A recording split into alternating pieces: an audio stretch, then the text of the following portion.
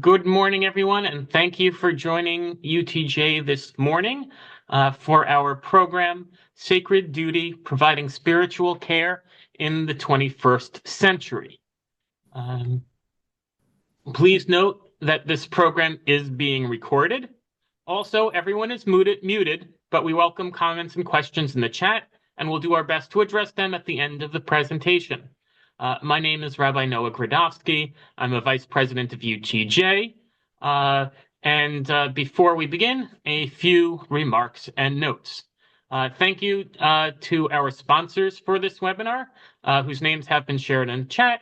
And I would recognize our supporter, Mrs. Judy Landau, and friends, Rabbi Noah Gradovsky, that's me, in honor of Rabbi Schultz's leadership of UTJ, and Mitch Morrison, in honor of UTJ for tackling important issues that too often do not receive necessary attention or urgency, and in honor of Rabbi Andrew Schultz for helping elevate the UTJ with talent, wit, and imagination.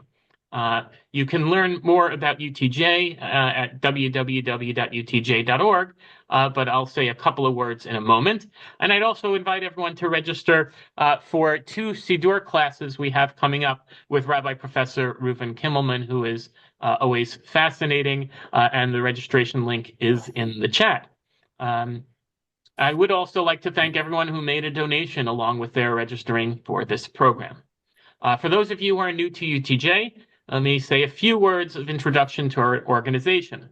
The Union for Traditional Judaism, UTJ, is a group of rabbis, scholars, and lay people who advocate for a passionate, open-minded approach to Torah study and observance of Jewish law, halakha, rooted in classical religious sources and informed by modern scholarship.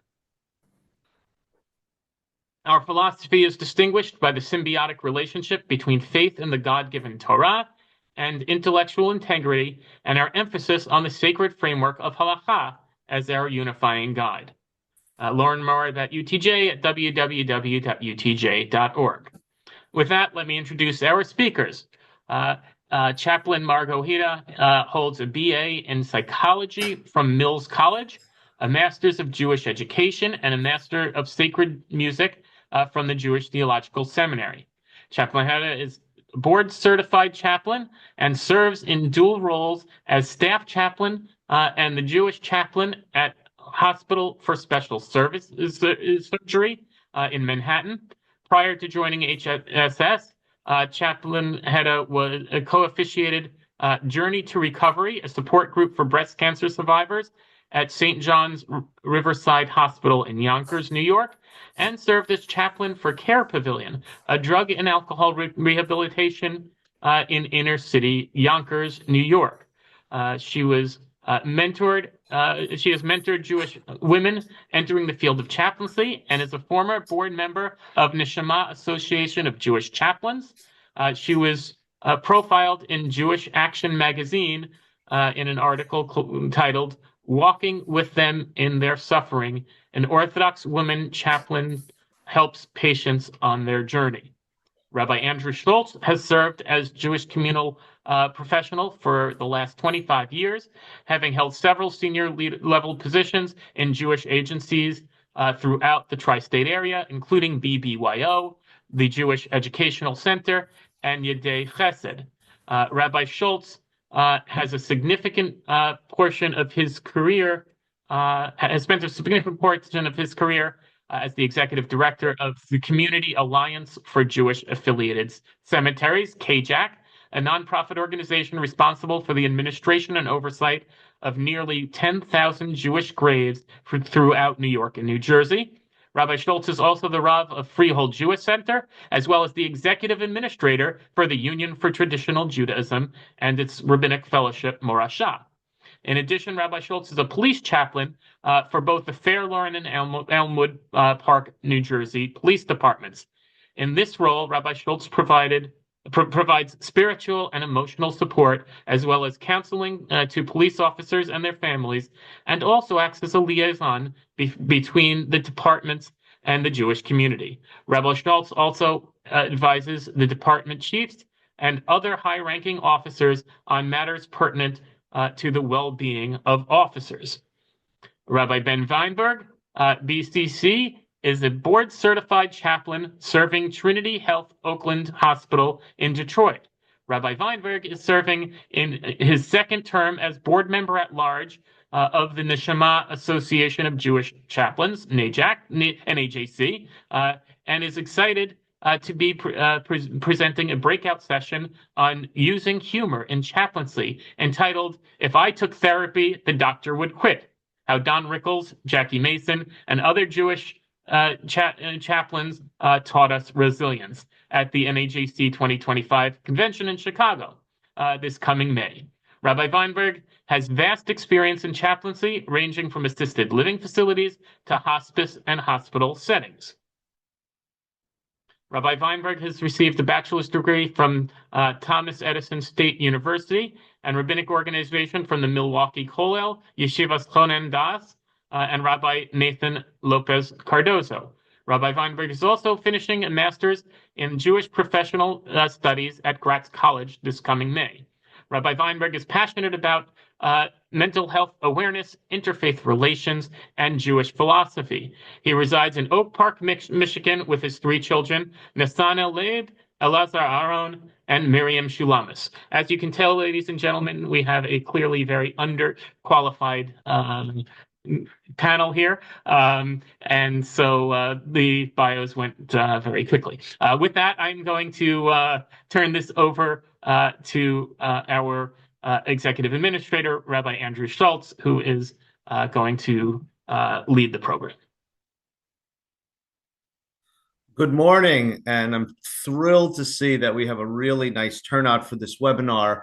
I want to thank Noah and my colleagues at UTJ, Rabbi Godowski and my colleagues at UTJ, for supporting this program and looking on a larger level to really bring contemporary Jewish issues and initiatives and concerns to the forefront through our work with UTJ. I'm also grateful to Chaplain Margo and Rabbi Ben, who are here this morning, who have done extensive work in Jewish chaplaincy. I'll also speak a little bit about police chaplaincy.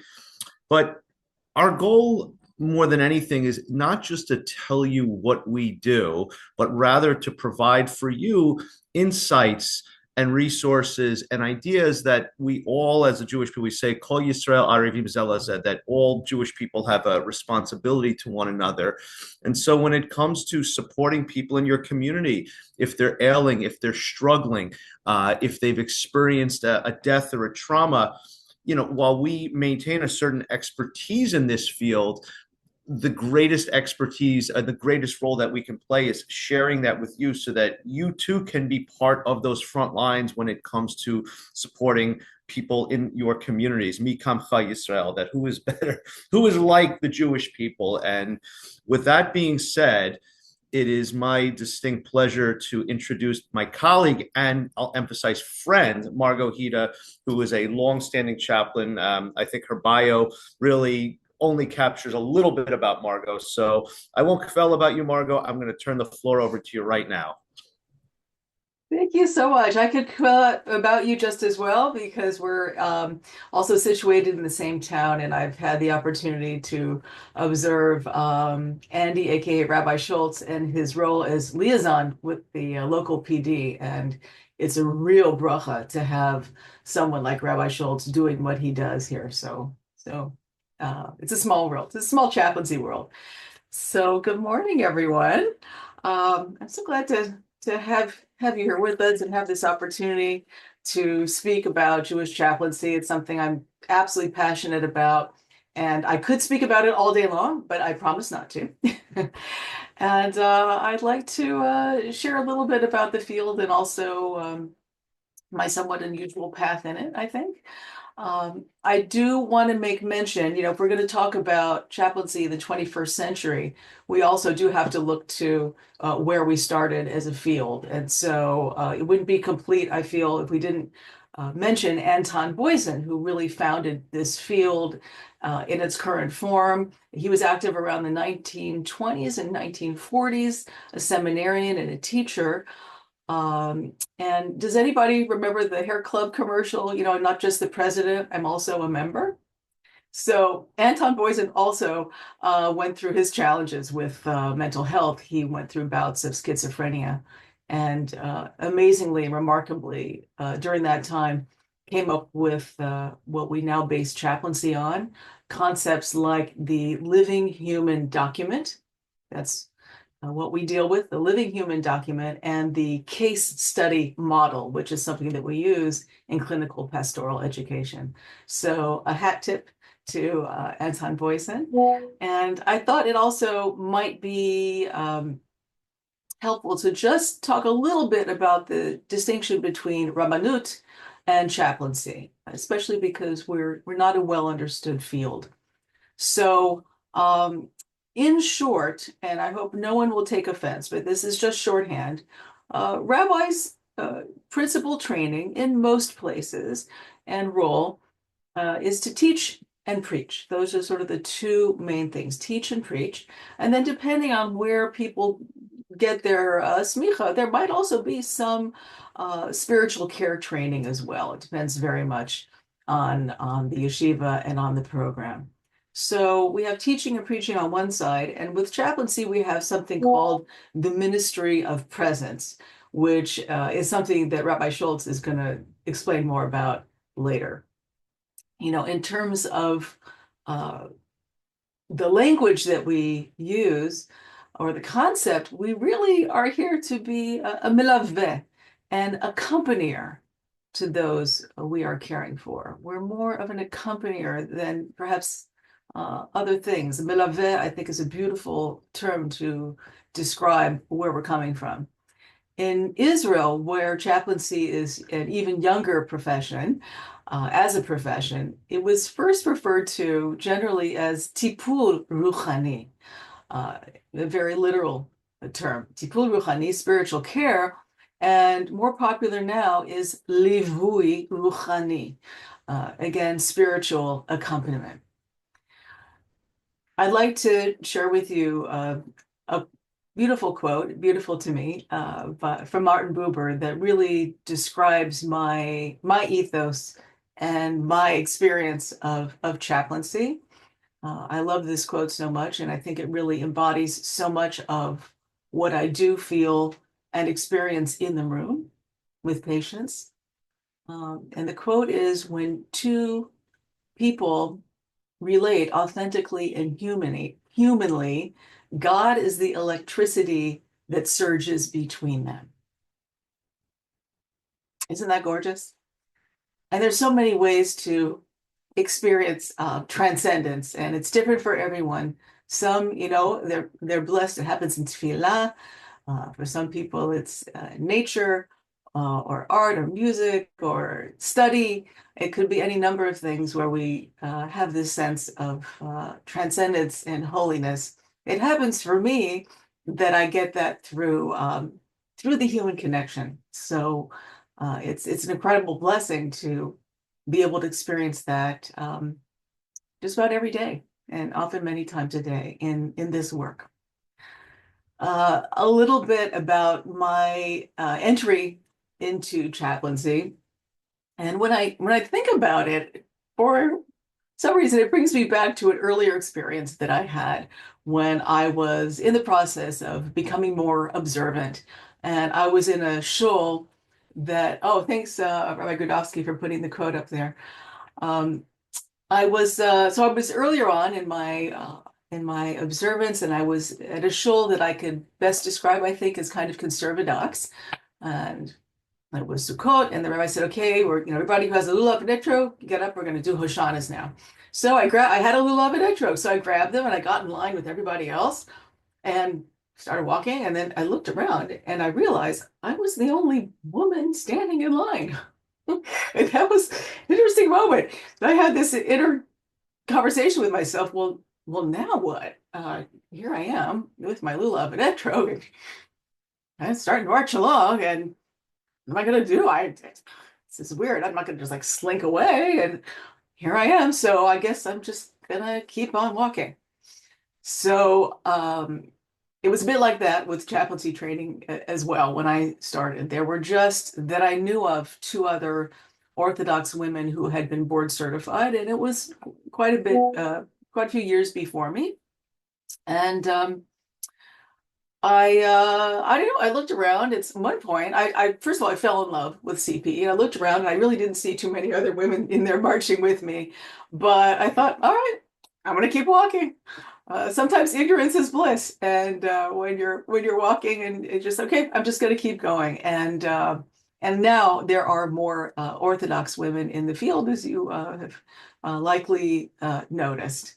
So my two professional jobs have been I started in inner city Yonkers in a drug and alcohol rehab center, as Rabbi Gradovsky mentioned, and that was an interesting spot to be in, as pretty much the only Jew around for miles, it seemed. In my time there, I only had one Jewish client, but it was a very meaningful time. I think with you either have a heart for that particular sector of human experience, or you don't. And I felt it was just an incredible privilege to be walking alongside people on this very, very difficult journey to recovery. That program eventually, and too quickly, closed down the chaplaincy program there. And I went to the hospital where I currently serve. And it is a hospital that's all orthopedic. So it's all bones and joints, and muscles and movement. So when I first started there, and I think this is a little bit of a 21st century story, I think, because it shows kind of the evolution of my role there and sort of the paradigm of a woman doing this work. When I first started about 13 years ago, we were pretty sure we needed to still have a rabbi on tap. You know, what if people ask for a rabbi? What would we do? I'm a non-rabbi chaplain. So we had someone who was on tap with us, and it became clear after a few weeks, first of all, that he's a real mensch, this fellow. And he was getting some calls, and he called me and he said, look, you know what? The calls that I'm getting are not really rabbi stuff. People don't really need me for this. Everything I'm doing, you can do. And on my end, I was seeing that the kind of work that I was doing and the things that were required of me did not require smicha, in fact. So people are not coming to me with halachic shilas, they're coming for spiritual support. So he very kindly and beautifully and caringly and humbly said, look, I'm going to step back from this. I don't want to tread on you. And so we all learned really at the same time, including me and including my supervisor, that that I could be the Jewish chaplain of this hospital. And that's what followed. The way it looks in our particular setting is that we're unit-based and we are multi-faith. So I wear, in a sense, two hats in the hospital as a multi-faith chaplain, taking care of patients of all faiths or no faith, and also serving as the Jewish chaplain for those things that require, or those people who require specifically Jewish attention, you might say. So that is truly one of the blessings of this work, and I think common across chaplaincy is that we get to have these interactions with such a wide array of humanity and faiths. And for me, there's a particular joy in transcending denominational boundaries. And part of what is part of our training and the way we walk in the world is we work on having cultural and religious sensitivity and humility as we go about our work. And I think that's something that the three of us share in common, and is very much a pillar of chaplaincy. Not only do we care for, in the hospital setting, patients, but also often staff. And so I just want to make mention of some of the kinds of things that we encounter. Certainly, the COVID crisis affected everybody in healthcare and outside of healthcare profoundly. And I remember coming home from the hospital and undressing in the in the foyer before I came into the house, and we take our shoes off and we take a hot shower. We didn't, we had to come home and decontaminate, or so we thought at the time. And not only that, but transition out of the very real fear that we all had before we fully understood this illness. And I think it's fair to say that people working in healthcare went through a certain type of trauma as they went about their work. And we still deal with the leftovers from that because there has been no time for recoil. We were all called upon to, well, to use my previous metaphor, keep walking, keep marching forward. So we went through this incredible crisis, and there hasn't been all that much time to reflect, but certainly there's what to talk about. And the Gaza war. Well, we could spend a whole session on that. And anti-Semitism in the workplace and the anti-Semitism in healthcare settings has been horrific. And so Jewish staff are carrying quite a burden in many institutions. Baruch Hashem and Bli Ayin Hara, it's not something that we've encountered, except for in those minor ways, and barely so in my particular hospital. But my colleagues nearby and even right next door, the hospital right next door, are going through something quite different, and it's alarming, and people need a lot of support. So that's all happening in the background. I want to finish up with just two quick stories to try to give some idea of what chaplaincy can look like in the hospital setting, or what I might have encountered. It's hard to choose stories because there are new stories every day. This profession, you're never bored. And when you walk through the door, you never know what's going to happen. So sort of maybe a mundane, but an example of how things can open up. I call this story the ministry of the phone charger. So I had a patient who was an unexpected admission, and she didn't know she was going to be there as long as she was. And she came without her phone charger. And, that could be a spiritual issue. That's her lifeline. That's her cell phone. And she was somebody who was not particularly open, by the way, to spiritual care. She really was, kind of putting me off. But I saw she had a need, and I brought her phone charger. And this act of service is what opened the door for us to really talk about real things, and for her to share the emotional turmoil that she was going through. So that was the doorway in. And there are any number of doorways that we try to find, or sometimes a window to work with people. And another story that I hope will show the unique role of a chaplain as opposed to other clinicians was a woman who was a patient, and the team came to me kind of frustrated, throwing their hands up. She was refusing to go through some testing that was much needed. She looked to be very ill. And indeed, when I met with her, I could see her skin was yellowed, her eyes were jaundiced, and something was clearly, not okay. And our encounter opened with her saying, it's kind of not my thing. I don't want prayer. But we got to talking. I said, tell me a little bit about yourself. And as she told me her story and a little bit about her life, it became apparent to me that part of her belief system was that her mother, for whom she cared, lived a long life. Why?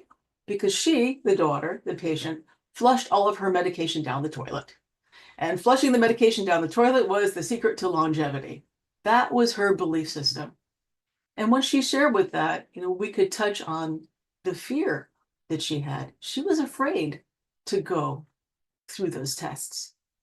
And surprisingly, she even asked for prayer. So once we broke through that, and we I had an understanding of what was going on with her, and I could share it with the team, that helped them and her overcome the barrier to care, and she was able to go on and get some much needed medical care.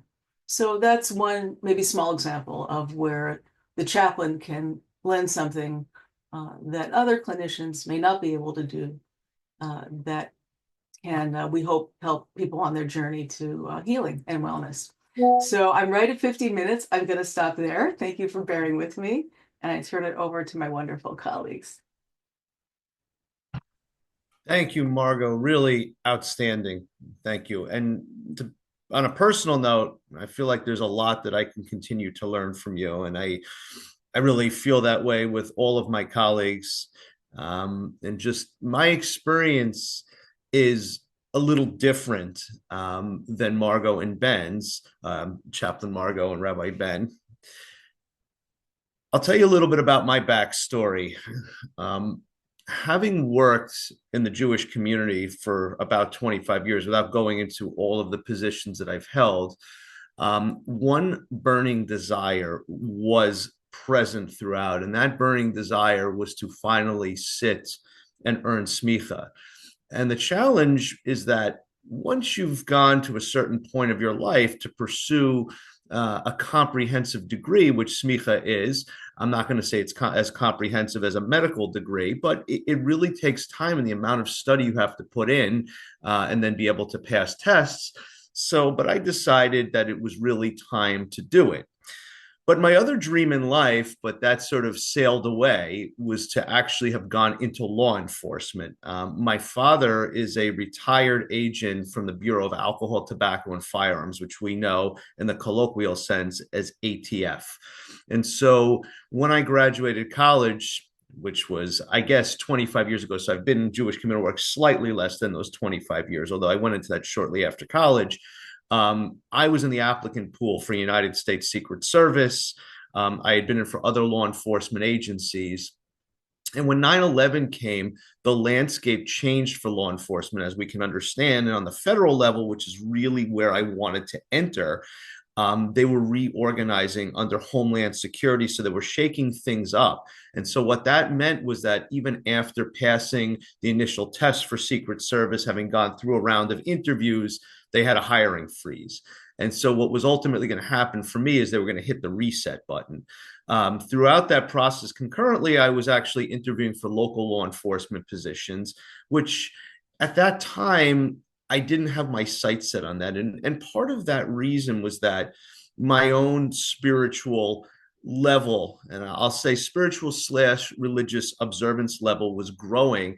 And I felt that there would be an incongruence to being in law enforcement concurrent to becoming increasingly observant. Ironically, today, there are a greater number of observant police officers and law enforcement officers than ever before. In fact, in the NYPD in particular, one of the highest ranking, they call them, the internal word is brass, but Richie Taylor wears a kippah, and he is in one police plaza in New York. I've actually become pretty good friends with Richie Taylor. So that tells you how things have changed. So look, if I can go back in time, would I change it? Probably not, but it just gives me a little bit of food for thought. And so why do I share this? Because my mother, whom I adore, of course, likes to tell people when she, kvells about me and embarrasses the heck out of me, was that my son always wanted to be a rabbi from the time he was 10 years old, and he also wanted to be a cop. And I'm just going to share this. She said that when I was a kid, she would never let me have toy guns. Instead, I used to build my guns with bristle blocks. So, hopefully that you could kind of get a sense. So as I was growing in my spiritual journey, as I had reached my late 30s, early 40s, I decided that the route that I wanted to go was to sort of combine these two passions. And I combined them by earning smicha, and also really prior to the time that I finished my last test, I contacted the Fair Lawn Police Department, said I'd love to come in as a chaplain. And it was a relatively short period of time before they responded and brought me in to sort of vet me and figure out what I wanted to do. And it was sort of a stab in the dark because I didn't fully grasp what it meant to be a police chaplain. When you see chaplains oftentimes for the town, for the fire department, for police, you get the impression that they're very ceremonial. You go, you make the invocation, you make the benediction. But as I started to explore it, I said, I like the idea of being in the trenches with law enforcement officers as best I could. And so I sort of learned on the job. Now, you know today that law enforcement is an extremely stressful career.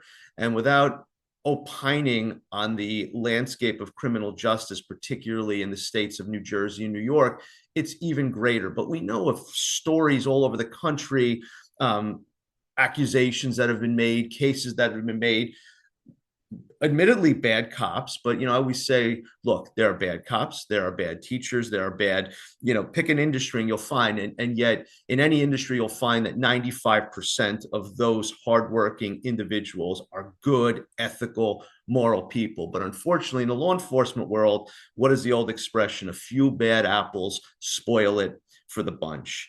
And so the career is very stressful. In the Fair Lawn Police Department, there are a total out of almost 60 officers, 3 cops. I serve in the Elmwood Park Police Department, about 55 police officers and 0 Jewish cops.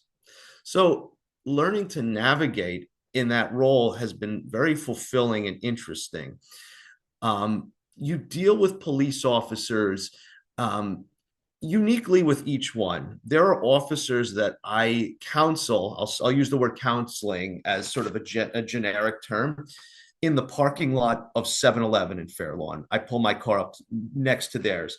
There are other police officers whom I meet with over coffee, and there are those that I'll actually meet with in the headquarters. So what does it mean? What are you doing? So Margo mentioned this idea of ministry of presence. And really, that term, when we go to police chaplain conferences, and we get different certifications as police chaplains through the International Coalition of Police Chaplains, which it's funny because our insignia actually has a Magen David and a cross. So as an aside, they give me a really nice pin. I have a little discomfort wearing that pin nonetheless, but I do have the placard in my car. And so this ministry of presence is really what it sounds like. It's being there, it's listening, it's praying, it's just being there to show a level of support spiritually and otherwise. And that's a lot of what you do. I dealt with a situation, for example, in Elmwood Park, a person in the community who was an EDP, emotionally disturbed person, had unfortunately committed suicide publicly. I don't need to get into the details. And a large number of officers responded to the scene. And by the way, you'll find on the local law enforcement, you see like in front of somebody's house sometime, there was a call, you'll see 5 or 6 police cruisers. That's typical. And so the chief of police, who's in Elmwood Park, who's very progressive in his policing, said, we have 3 chaplains. I want our 3 chaplains to debrief every officer in the department who reported on scene. And it was a significant number because you had crime scene investigation. And so when we did that debriefing, the requirement was that each officer had to spend 15 minutes with the chaplain minimally, and they could talk about anything they wanted to speak about. They could talk about the football game from Sunday. They could talk about their religion. They could talk about their exposure to what happened. And I would say it was a pretty big mix of what they wanted to speak about. I would say by and large, they did want to talk about spirituality and faith and their own connection and experience without actually reflecting on the incident which occurred. And that's when I kind of really understood what ministry of presence means. There are cops that have gone through injuries. There are cops that have gotten involved in altercations. Thankfully, in the time that I have been with both departments, there have not been officer-related deaths, because that is always something. I have made death notifications for people in the community. I've gone with cops to do that. And that's sort of a tangential part to this. And when you're a police chaplain, you're also a presence in that particular community. And so, yeah, you do your ceremonial parts, you give the invocation, you give the benediction. You are making it a point to show that the department has a support structure within, that the chaplains, because look, there are department psychologists, there are department doctors, but I'm just going to say this in a very blunt way, to parade around those who have there's a certain stigma attached. So it's like, oh, we have the department psychologist here, he's going to speak or she's going to speak. Whereas when you show chaplains, it says, wow, they have a spiritual support structure. So that's sort of the community policing role. They put us out there a lot with community policing. So they do events. that's sort of how it goes. I could share one incident which I think kind of underscores the role of a police chaplain. In northern New Jersey, I won't give too many specific details, though it did make the news. The sheriff committed suicide. It was like people were blown away by it. He was beloved, seemingly in a very good position in life. He committed suicide. Now, it turns out that his son-in-law is one of my officers in one of those departments. And the son-in-law and father-in-law were extremely close, extremely close. And so this was devastating for the family. And so I had a role. I had a role in being a support for that officer, calling him, checking in on him, sitting with him, going on long walks with him, and just helping him process the experience while letting him do most of the talking. I would ask leading questions, but ultimately, for him, he just wanted to get it off his chest. He wanted to talk about how it was impacting his family without necessarily soliciting advice. Just needed a person to talk to and to understand and to show as much empathy as I could. Now, there was a bit of a halachic issue involved in this. What was the halachic issue? The sheriff's wake was in a large Catholic church. The funeral was as well. Now, the funeral was going to be attended by thousands of people. So I'm debating, what do I do? Because typically a Jew doesn't go into a church. Let's just be honest. And I actually spoke to several of my colleagues at UTJ and Morashah, and the feedback I got was, this is probably something you should do. And I made the decision, perhaps, if you really look at the letter of the law, maybe it wasn't the right one, but I felt that it was, darchei shalom, paths of peace. And I went because I knew that for helping this officer, I had to show up there, and giving him a hug and conversing with his family was going to mean the world to him. And that's really how I did it. That's how I pursued it. And I'm very content with the decision that I made. I want to wrap up because I may have exceeded my 15 minutes here, and that's not fair. I just also want to share, we have the crisis response portion. There are deaths. There are times you have to be there. There are sometimes crime scenes that you have to be on. And that's not just to help the officers, but that's to also provide support to people who, civilians that may have seen what occurred, or it was a family member, God forbid. But people will ask me, and I will end with this. Well, how many Jews are in each department? And I say, well, why is that even relevant? Because I'm not there per se for the Jewish officers. Sure, I can play a unique role for them as a rabbi, but I'm there for every officer. I'm there in an ecumenical role to provide spiritual support to people of all faiths. And I will tell you, admittedly, the police officers whom I think relate to me the most are those who have a Catholic background. And why? I see Margo shaking her head, and I have a feeling we're going to talk about this afterward. Because some of the Catholic officers feel that when they are in a faith-based crisis, it's hard for them to turn to their parish priest. And there's a number of reasons why, and I'm not going to get into those. If you're interested to talk offline, I can. They feel that they need a more generalized spiritual approach. And, sometimes I will share that going to their parish priest may involve them being advised to double down on the specific rituals of their faith. And that may not speak to them. They need a counselor who can talk God with them, but in a very universal way. And so that's been the experience. Okay, I'm going to tell you, I told one untruth. Something else I just want to mention. The experience of working with clergy of other faiths has helped me grow in my own spirituality, my own Judaism. Learning to have those conversations with them is, how do we present faith in a unified way? How do we speak to people about faith? How do we speak to people that tend to be more on the atheist side? And that's where you learn a lot. The one struggle I have had with working with clergy of other faith, it's very specific. One of the departments, I have a Muslim chaplain, and I love this guy. And every time I see him, I give him a hug. But post October 7th, I hadn't heard from him at all. And I dropped him a line, said, how's everything going? How's the family? And I get back a one-liner. Things have not been good with what the Israelis are doing since October 7th. And I didn't know how to respond to that. And I said, well, all we need to do for both of us is pray for peace. And that's how I left it. And the next time I saw him, I didn't say a word about it. I gave him a hug, almost gave him a kiss on the cheek. And we at least know that despite these really diametrically opposite opinions and perspectives, and admittedly, I know I'm right, I know we're right, I just have to deal with it and I have to push through it. And I can't put this guy, I can't shun this guy or ostracize him.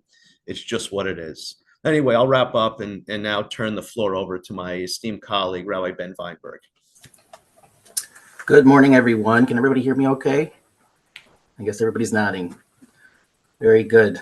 It's such an honor and pleasure for many reasons, but I'm gonna keep my personal stuff short, just so we can get into some of the ins and outs of what I would call, acute hospital and hospice chaplaincy, as well as some of the beautiful questions that I know we'll answer a bit later, geared more toward mental health.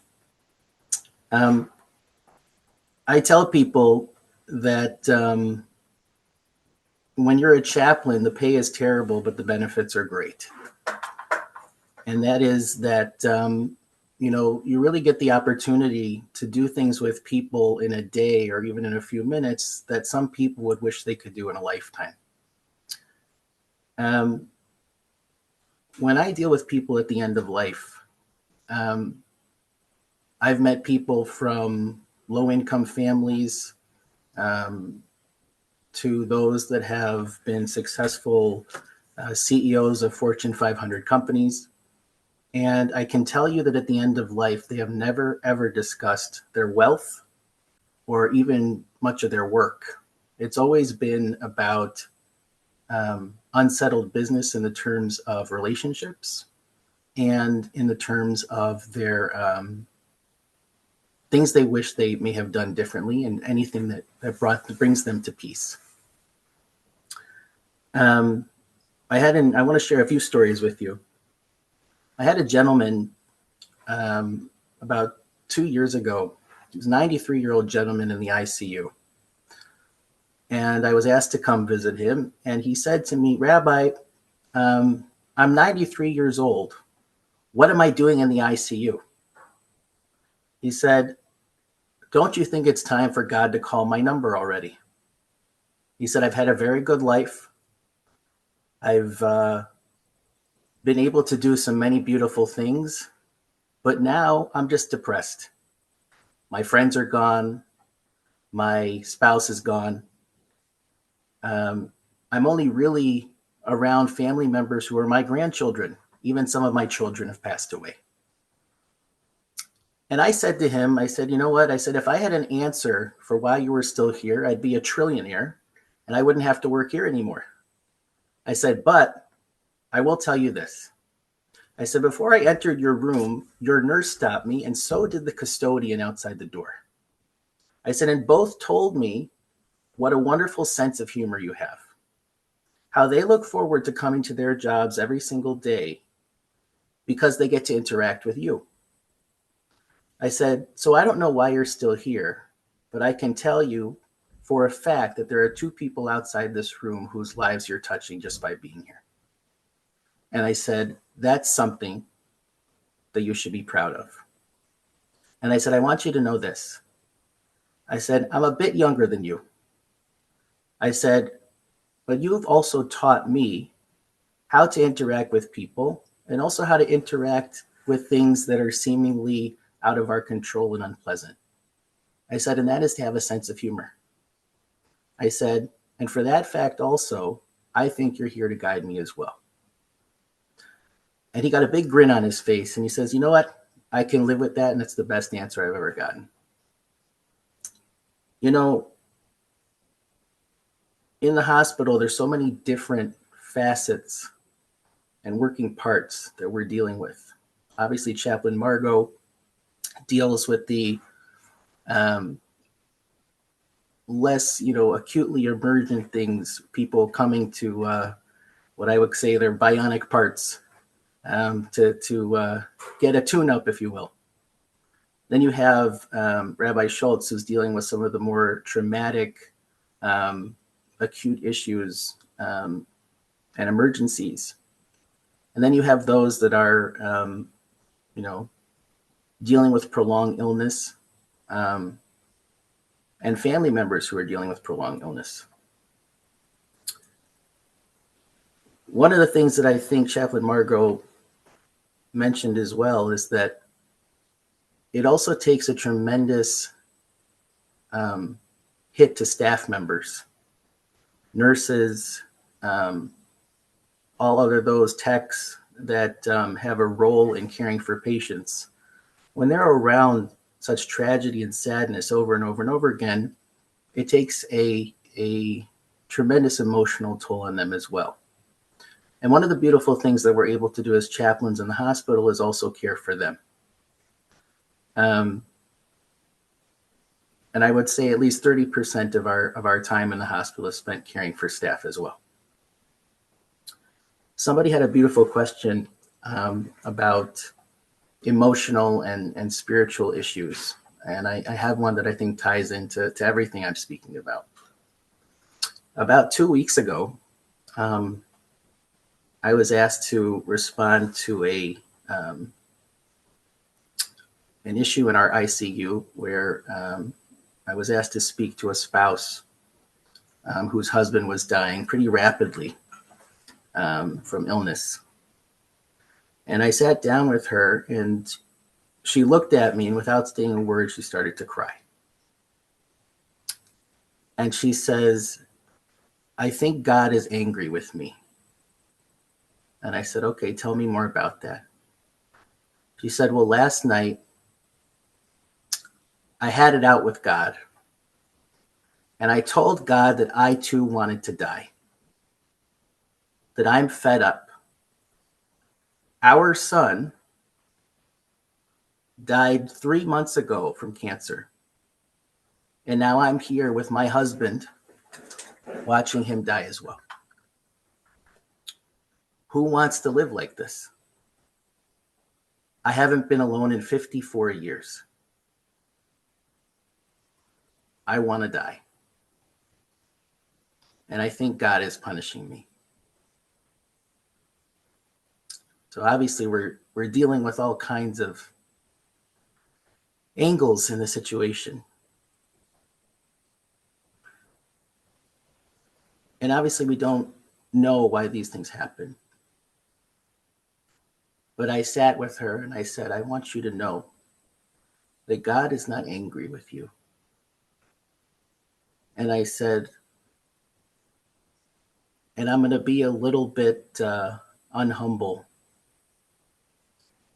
I said, "He sent me to come and sit with you too." I said, "Because God is crying. God is crying with you in this pain. And nobody should ever have to deal with things like this. Ever." And I said, "I want you to know that you make sense. And that your reaction is normal. The fact that you don't want to be here, the fact that you've had enough, the fact that you're angry, it's normal." I said, "But I'm going to ask you one thing. I want you to take some of this pain and some of this sadness and tell God to hold on to it for you because it's too hard to hold anymore." And she just let out her tears. And we spent some time quiet together. And I think it was at that moment that she was able to express and feel some sort of relief, not just from what she was experiencing with her husband, but also the grief of losing a child, which nobody should ever have to deal with. You know, as Rabbi Schultz mentioned, there are plenty of rabbis in the world who may fancy themselves chaplains. And I've had plenty who have come to me and said, "You know what? I also want to be a chaplain." I said, "Okay, why?" He said, "Well, because I want to tell people when they're allowed to discontinue this and when they should withhold this." I said, "You don't want to be a chaplain. You want to be a posek." I said, "It's a very different situation." To be a chaplain, to be alongside someone in that moment of presence is to give that person space, to give that family member space, but also to shoulder some of that burden with them in a way that's without any sort of agenda, any sort of expectation, but with wholehearted, unconditional love. And in that moment, at least for me, that's when I experience God the most.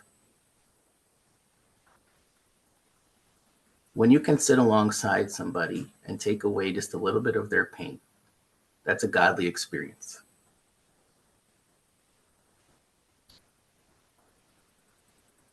One of the things that's important for those of us, either that are chaplains or are visiting people, is that we have to remind ourselves that self-care is critical. Because none of us will be good for others if we're not able to care for ourselves. And it's funny because most of us in this profession are those that probably run on being able to give to others. But eventually you will spiral and your tank needs to be filled also.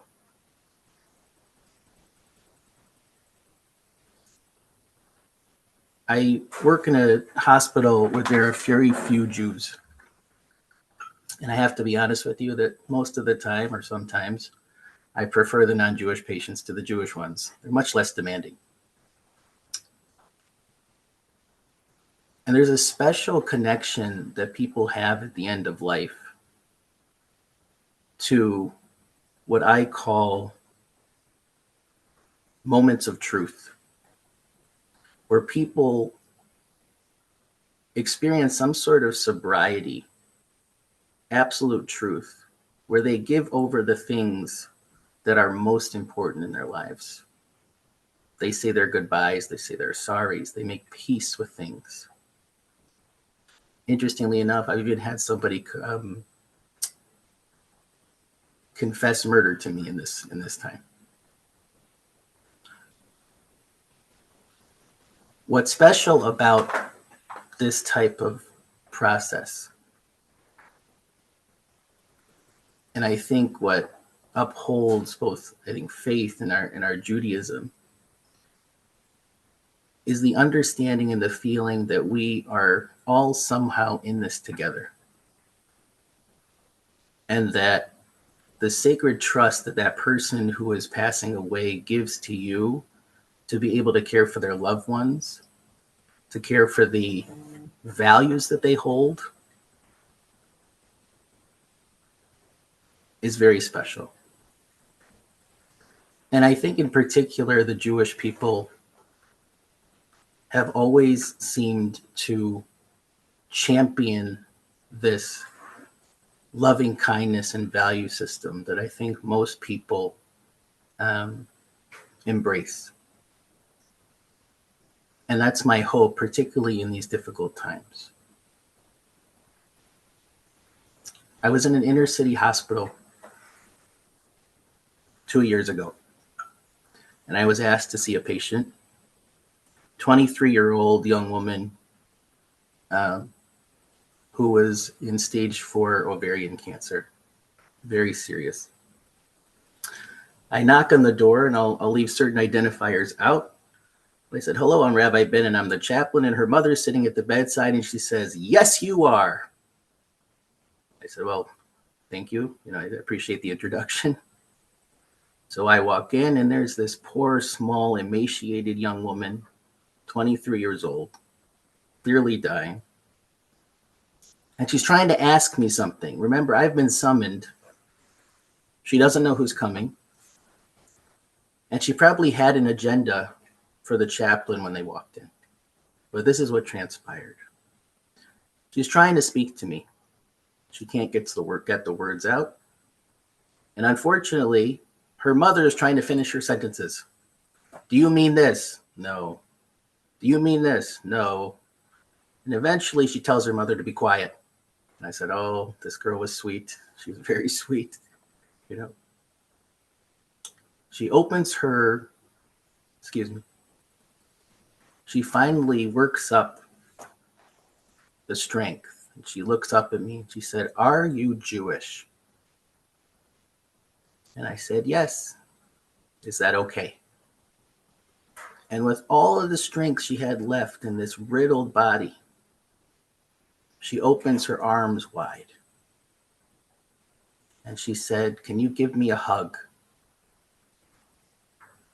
And I did. And I embraced her.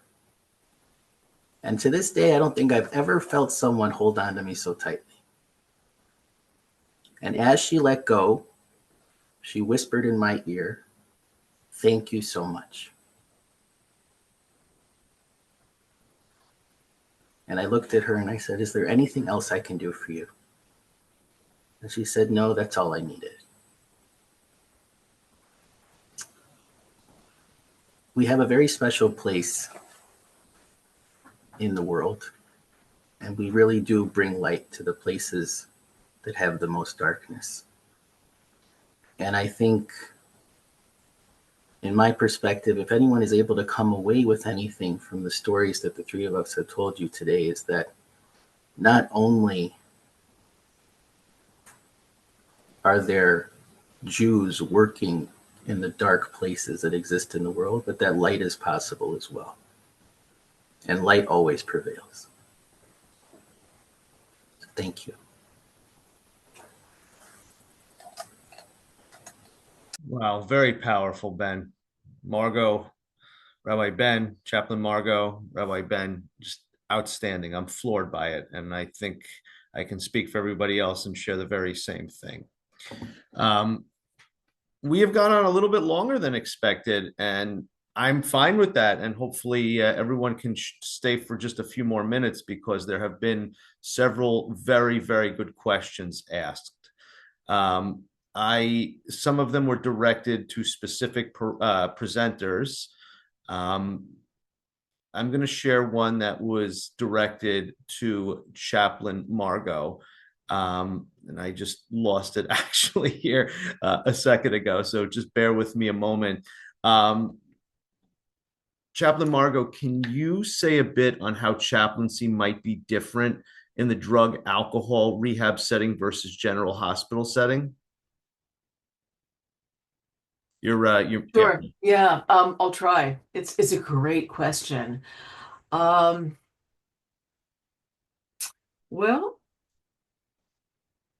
where there's a common ground is, and I can't put it as beautifully as Rabbi Vineburg did, but that sense of unconditional love is a really important element. Really, anytime we encounter a person, we're coming to them with a sense of openness and acceptance and a non-judgmental presence. And especially in a drug and alcohol rehab setting, that non-judgmental presence is so very important. But very often trauma is in the picture. You know, there are some through lines through the spiritual issues that do come up in that setting, and one of them is definitely trauma. Many of the people who are there have been incarcerated or been homeless or have had some really terrible and harmful personal experiences in their lives. So trauma is a headline, and forgiveness is something that we often talk about as well. That's another headline, because people are carrying a great deal of pain and anger, and sometimes that is why they are self-medicating. There's a lot of intersection with mental health and addiction. So that is part of, you have to have that awareness and understanding too. Shame is often part of the journey too. And people would sometimes, and fairly often, come back. And they would leave and sometimes start using again. And it was so important to just be there with open arms and to say, I'm so glad you're back. So I hope that begins to answer some of that question. It is its own world. And I find that when you deal with certain types of things, whether it is cancer or breast cancer, like the group I was working with, or addiction and recovery, that each one is its own universe, and they each do have their particular set of needs. That said, I do want to say that I thought it would be a very big difference moving from inner city rehab to the Upper East Side and, orthopedics, right? Fancy hospital. Not everybody there is fancy, but a lot of fancy folks. And Upper East Side, Manhattan, right? So I found very quickly that things were not so different. People are people, and the people who come through the doors of the hospital have not just their bags, but their baggage. And sometimes the things that we talk about in the hospital do have to do with addiction and recovery. It comes up a lot when people feel safe talking about it. Just dealing with medications and hesitance to use them, and all the general messiness of life that we all have to one degree or another. So while there are particular sets of spiritual issues in different settings, in the end, as they say, wherever you go, there you are. And so I do often have some very similar encounters and topics that we still talk about outside that setting as well. Hope that made sense. I hope that answered your question. Terrific. Thank you, Margo. I'm going to share a couple more questions, and I encourage everyone to feel free to direct questions via email, etc., following the presentation. So some of these I think have kind of been covered in the remarks that were made. Some of the questions were asked sort of between presentations, but I'll share another question. I'm going to share this with Rabbi Ben and Chaplain Margo. Has anyone worked in the mental health field depressed, or specific to depressed or suicidal patients?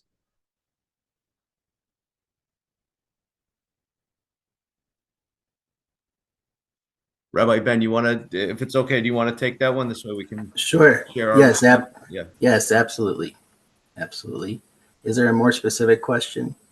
I think it was a more general question. So if you have, maybe a case where you dealt with someone depressed or suicidal. Sure. I had a case a couple of years ago with a young man who was hospitalized with severe depression on Yom Kippur. And there was a discussion as to whether or not he should be allowed to fast or not.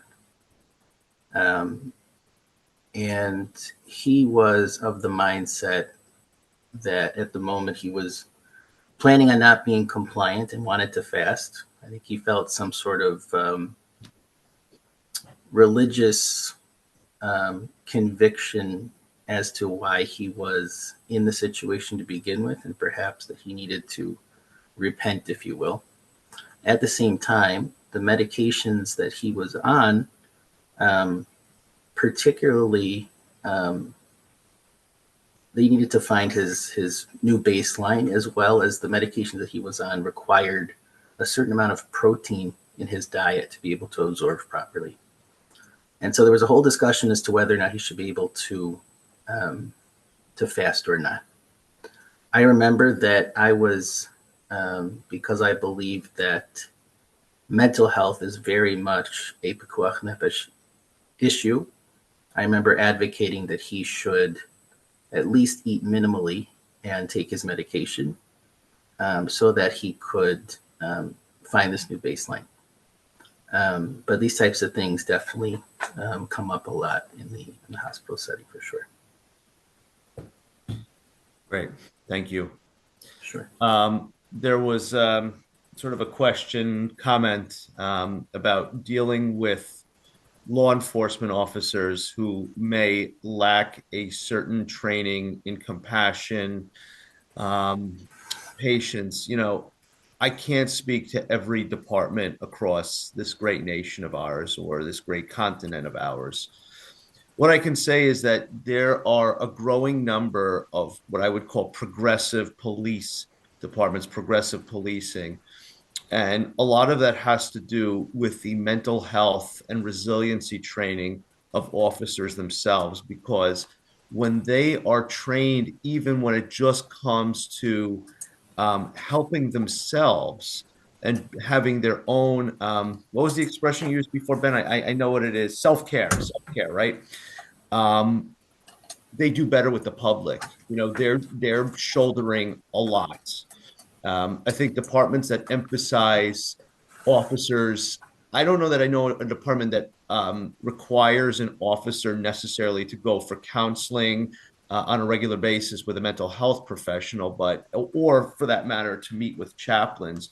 But part of our role as law enforcement chaplains, like I drop by the departments frequently, just to schmooze, just to check in, and to kind of assess what's going on the ground. And if I get the sense that somebody is struggling, that's somebody whom I'm going to reach out to. And that is by far not a perfect science, because there are plenty of those that are, sort of very guarded when it comes to those sorts of things.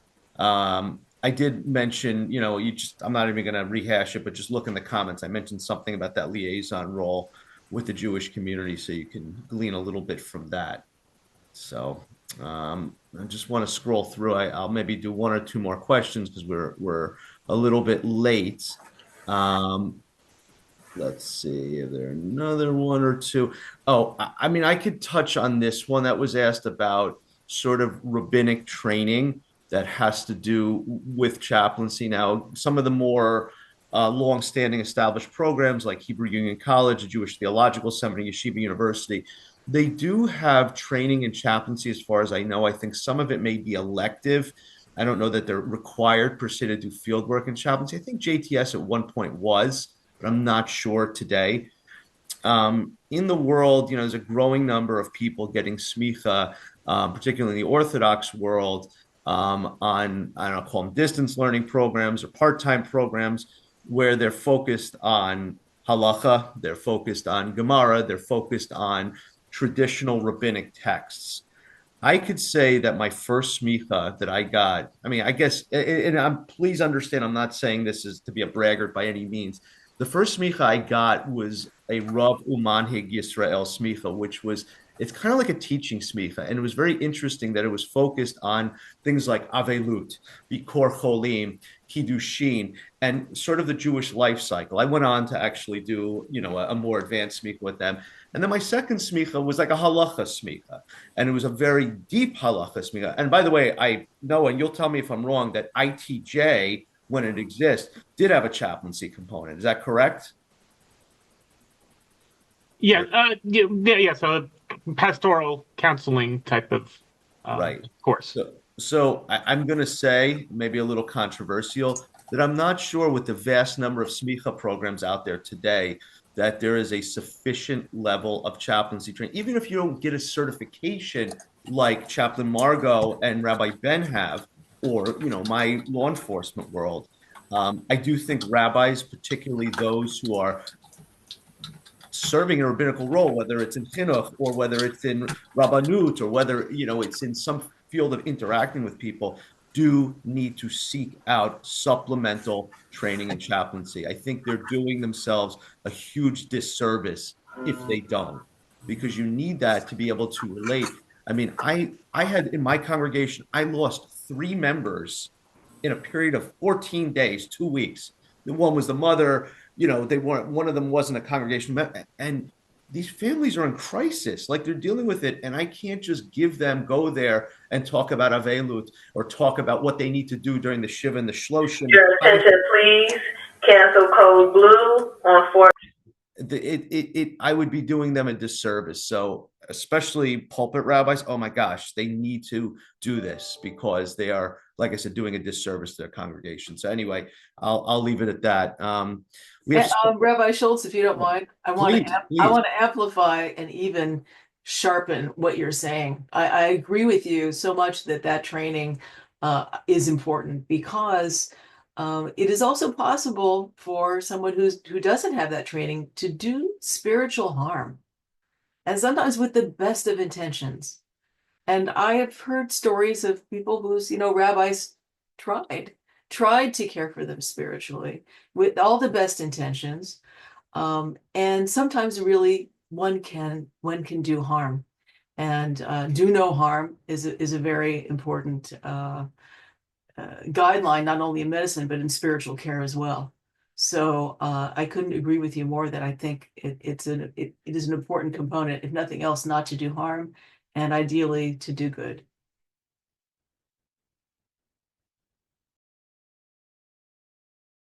I think with that being said, I really want to thank Rabbi Ben and Chaplain Margo for their contributions today. It was just outstanding. This is being recorded, and so you should feel free to watch this. If I can just ask my colleagues if it's okay to drop their emails in the chat, and that we'll do that before we sign off. Just if there are any subsequent questions for any of us, all of us, I'm sending mine right now. If that's okay with you guys, whichever one you want. And this way anybody can follow up subsequent to the program. Before we close off, let me just say a couple of quick things. First of all, thank you so much to our three presenters for a really inspiring and educational and meaningful program. Our goal, I think, is both to learn and be inspired and to take some of what we learn into our lives. And I think, we saw that Rabbi Schultz and Vineburg and Chaplain Heda are just brilliant people, and so much we can learn from them.